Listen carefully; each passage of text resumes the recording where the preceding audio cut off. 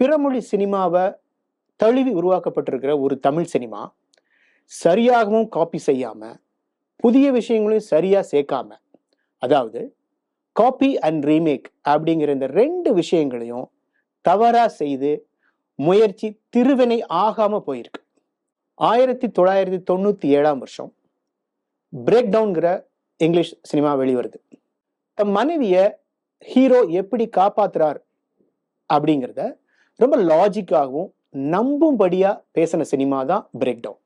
Ajith Trisha Azerbaijan தலைநகரம் பாகுவிலிருந்து ஜியார்ஜியாவில் இருக்க டிப்லிசிக்கு கார்ல போறாங்க. இவங்க கார்ல வர்ற வழியில ரொம்ப தந்திரமா ஒரு கும்பல் வந்து த்ரிஷாவை கடத்திடுது. அங்க இருக்கிற போலீஸ் சிஸ்டம், லீகல் சிஸ்டம், அதாவது சட்டமைப்பு என்கிறதே கம்ப்ளீட்டா வேற.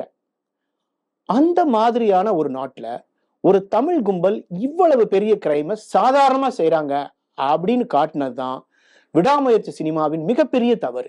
இந்த சினிமாவினுடைய அடிப்படையே காலியானதுக்கு காரணமே இதுதான். அசர்பைசான் போலீஸ் ஜீப்ல இல்ல போலீஸ் கார்ல எத்தனை போலீஸ் ஆபீசர்ஸ் இருப்பாங்க அப்படிங்கிறதும் கூட தெரியாம சினிமா எடுத்து வச்சிருக்காங்க. அர்ஜுன் ரெஜினா கேரக்டர்ல எந்த வித லாஜிக் இல்லாமையே உருவாக்கியிருக்காங்க. பிரகாஷ் யார்? அவர் என்ன செய்யறார், எங்க இருக்கார், எப்படி இருப்பார்? லாஜிக்கே இல்லாத காட்சிகளா இந்த சீன்லாம் இருக்கு. வலுவான காட்சிகளை உருவாக்கி அந்த சீன்களை காட்டாம சினிமா முழுக்க ஹீரோவான அஜித்தையே காட்டிட்டு இருந்தா எப்படி பார்க்க முடியும்?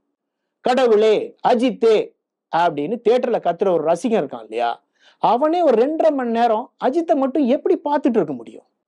பெரிய பட்ஜெட், நிறைய நேரம், நிறைய எஃபோர்ட் போட்டு இந்த சினிமாவை கொடுத்த இந்த மொத்த டீமும் சேர்ந்து இனிமேல் லாஜிக்கான நம்புற மாதிரியான சினிமாவை தர வாழ்த்துக்களை சொல்லிட்டு பெட்ஃபோ சினிமா சேனல் லைக் பண்ணுங்க, உங்க ஃப்ரெண்ட்ஸு கூட ஷேர் பண்ணுங்க, சப்ஸ்கிரைப் பண்ணுங்க.